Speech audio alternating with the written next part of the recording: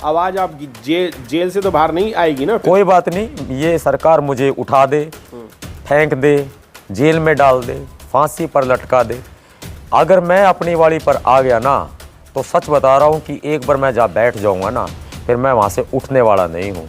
फिर समाज के लोग अपने आप चले आएंगे। सड़क पे ही सोना है, सड़क पे ही रहना है। ईवीएम नहीं हटेगी तब तक सड़क पे ही रहना है। या तो मेरी जगह जेल में है या सड़क पे है। घर का रास्ता मैंने नहीं देखा। अब तक धरने पर बैठा जाए तब तक कि ईवीएम को ये लोग हटा नहीं देते या ईवीएम को ये लोग बैन नहीं कर देते, तब तक बैठा जाए। कितने मिलेंद्र गौतम, मैं हूँ आज दिल्ली के कॉन्स्टिट्यूशन क्लब में और आज यहाँ कॉन्स्टिट्यूशन क्लब में कुछ कॉन्स्टिट्यूशन की ही बात की जाएगी, कानून की बात की जाएगी और कानून के सलाहकार एडवोकेट नवाब सतपाल तंवर जी मेरे साथ हैं। सर मीडिया में बहुत बहुत स्वागत है आपका। जय भीम। आपको जय भीम। जय भीम सर। आपसे कुछ दो सवाल मुझे करने हैं जी। पहला मुद्दा है ईवीएम का, दूसरा मुद्दा है राम मंदिर का जी। पहले ईवीएम की बात करेंगे कि ईवीएम की आप लोग पिछले 10 साल से एक मुहिम छेड़े हुए हैं, ईवीएम हटाना है और बीजेपी को भगाना है। क्या परेशानी है ईवीएम से और क्या परेशानी है बीजेपी से? ईवीएम के रास्ते जाकर के सरकार चोर हो चुकी है जी। ईवीएम के ऊपर हमें संदेह है। ईवीएम में धांधलेबाजी होती है, ईवीएम में घोटाला होता है, ईवीएम से लोगों की वोटों को बदला जाता है।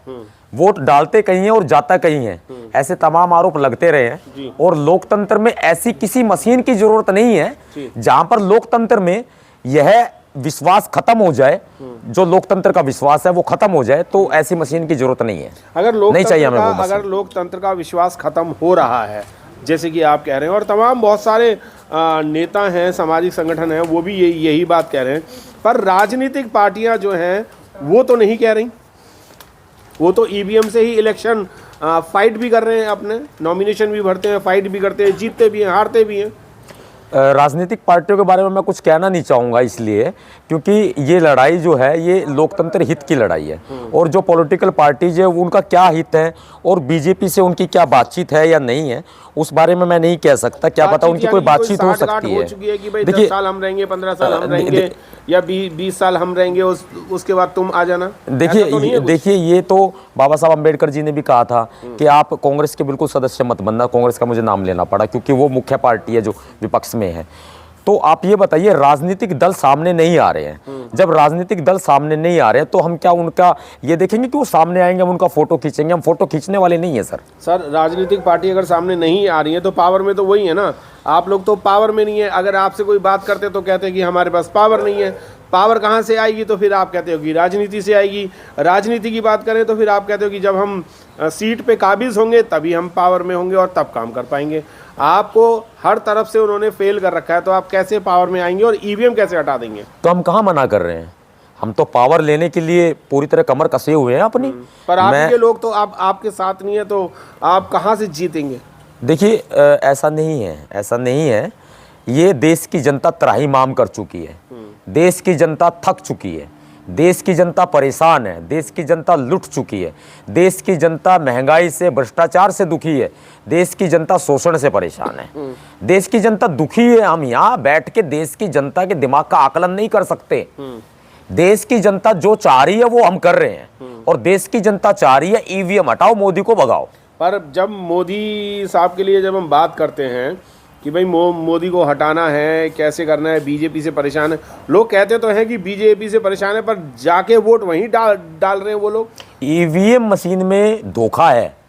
ईवीएम मशीन एक धोखा है। अगर ईवीएम मशीन एक धोखा है तो कांग्रेस क्या कर रही है, बीएसपी क्या कर रही है, एसपी क्या कर रही है, जनता दल क्या कर रही है, लोक दल क्या कर रही है, और तमाम जितनी भी पार्टियां हैं, सैकड़ों की तादाद में पार्टियां हैं, वो एक साथ चुनाव आयोग पे धरना, लाखों लोगों के साथ धरना क्यों नहीं दे रहे हैं? आप 100, 200, 500 लोग पहुंच जाते हैं बस, उसमें वो आपको लाठीचार्ज करके भेड़ बकरियों की तरह भगा दिया जाता है। तो फिर उनको हम सत्ता पे क्यों बैठने देंगे? हम सत्ता पे बैठेंगे? हम नहीं बैठने देंगे उनको। पर आप पे तो कोई भरोसा नहीं कर रहा ना अभी।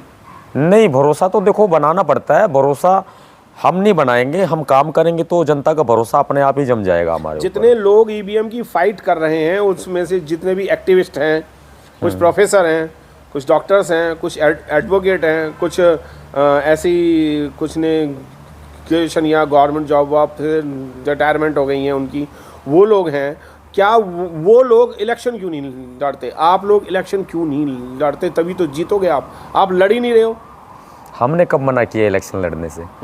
ये तो हमारे महापुरुषों ने कहा है कि राजनीति में आओ, राजनीति में हिस्सा ना लेने का सबसे बड़ा दंड ये है कि आपके ऊपर अयोग्य व्यक्ति शासन करने लगता है। हम तो राजनीति में आने को तैयार हैं, लेकिन समाज के आदेश का इंतजार है।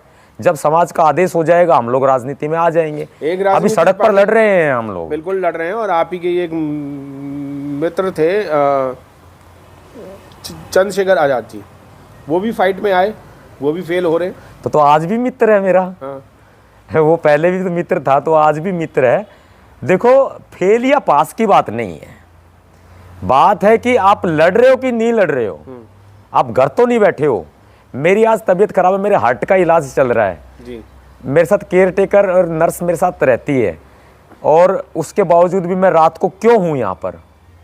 कोई मैं पागल तो नहीं हूँ। मुझे देश की चिंता है, मुझे समाज की चिंता है, तभी ना।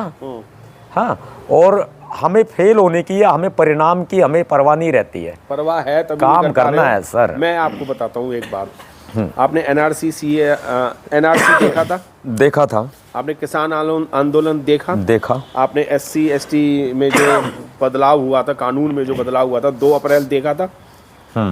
देखा था ना सर? किया भी था सर, मुकदमे भी लगे मेरे ऊपर। तो बिल्कुल हुए। मेरे ऊपर तो 10 राज्यों में 25 मुकदमे दर्ज है इसमें। मैं जो बात कहना बेल पर हूँ। वहां से किसान हटे नहीं। हाँ। 2 अप्रैल में लोग हटे नहीं, NRC में लोग हटे नहीं। आप कैसे हट जाते हो? 2 घंटे का धरना देते हो और धरना देने के बाद अपने अपने घर पहुंच जाते हो। क्यों नहीं सारी राजनीतिक पार्टियां और क्यों नहीं सारे एक्टिविस्ट, क्यों नहीं जितने भी प्रोफेसर डॉक्टर वगैरह जो ये भाषण दे रहे हैं यहाँ पर EVM पे, वो लोग अपना दिन रात वहाँ पर महीनों के लिए क्यों नहीं बैठ रहे हैं, लाखों की तादाद में? देखो सर, मैंने 3 तारीख के लिए कदम आगे बढ़ाया। सब लोग टुकड़ों में लड़ रहे हैं, टुकड़ों में लड़ रहे हैं। टुकड़ों में मत लड़ो, मेरी अपील है सबसे, हाथ जोड़ के मेरी सबसे अपील है। चाहे कोई वकील है, चाहे कोई प्रोफेसर है, चाहे कोई नेता है, चाहे कोई अभिनेता है, टुकड़ों में मत बटो, टुकड़ों में मत लड़ो। हमने 3 तारीख को सभी का आह्वान किया है। आप लोग अंबेडकर भवन 3 फरवरी को सुबह 11 बजे आओ, विचार करो। हम भी आपसे बात करेंगे, आप भी हमसे बात करो, विचार करो, गोष्ठी करो कि कैसे इस लड़ाई को आगे बढ़ाया जाए। और दिल्ली में सिर्फ 4 घंटे के लिए नहीं, सिर्फ 1 दिन के लिए नहीं, या 4-5 दिन के लिए नहीं, बल्कि दिल्ली में जब तक धरने पर बैठा जाए तब तक की EVM को ये लोग हटा नहीं देते या EVM को ये लोग बैन नहीं कर देते, तब तक बैठा जाए। कितने बजे का कार्यक्रम है आपका? सुबह 11 बजे का। 11 बजे की आपकी कॉल है, 1 बजे से पहले लोग नहीं आएंगे। आप कैसे EVM हटा लेंगे? देखिए, मैं कोशिश कर रहा हूँ। आएंगे तो भी मैं करूँगा, नहीं आएंगे तो भी मैं करूँगा।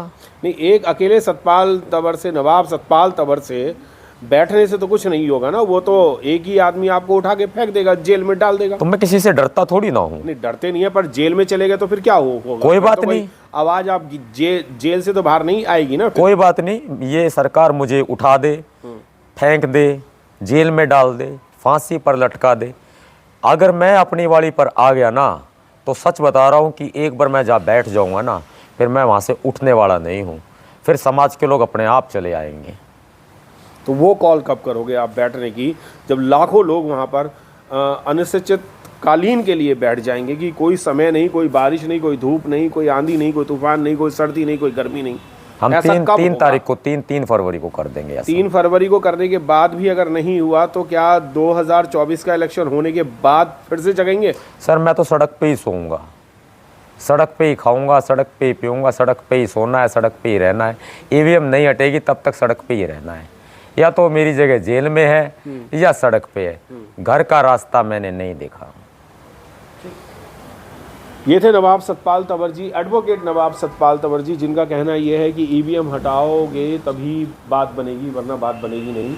और सभी समाज के लोगों से भी इन्होंने आह्वान किया है कि 3 फरवरी को अंबेडकर भवन, रानी झांसी रोड, नई दिल्ली पर 11 बजे आप सभी लोगों को पहुंचना है। जितने भी संगठन हैं, जितने भी प्रोफेसर जो EVM के लिए बात कर रहे हैं, जितने भी डॉक्टर्स EVMs के लिए बात कर रहे हैं, जितने भी IAS PCS कमिश्नर या क्लास 1 अफसर या 4th क्लास का भी अगर व्यक्ति अगर सेवानिवृत्त है और वो EVM को हटाने की बात करता है, इस समाज को आगे बढ़ाने की बात करता है, या इस देश को आगे बढ़ाने की बात करता है, तो आपको आना पड़ेगा और जागना भी पड़ेगा। जैसे नवाब सतपाल तंवर जी ने कहा कि हमें लाखों की संख्या में बैठना भी पड़ेगा और वहाँ पर जमना भी पड़ेगा। अगर खाना पीना छोड़ना भी पड़े तो घर का खाना पीना छोड़ के रोड पे ही सोना खाना पीना भी करना पड़ेगा। जय भीम, नमो बुद्धाय। मिलेंद्र गौतम, कॉन्स्टिट्यूशन क्लब, नई दिल्ली से।